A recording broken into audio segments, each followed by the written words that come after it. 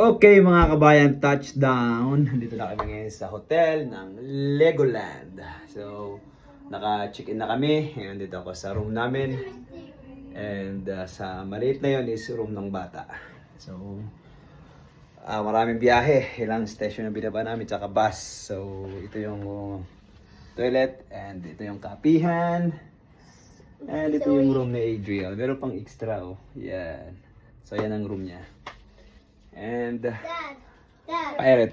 pirate room yung Dad. kinuha namin. Yes, Dad. what's that? How many starfish can you find? Oh, check mami. That's Then, correct. How many Nakikita niyo starfish yung have you find? anong tawag dito mami sa kabila?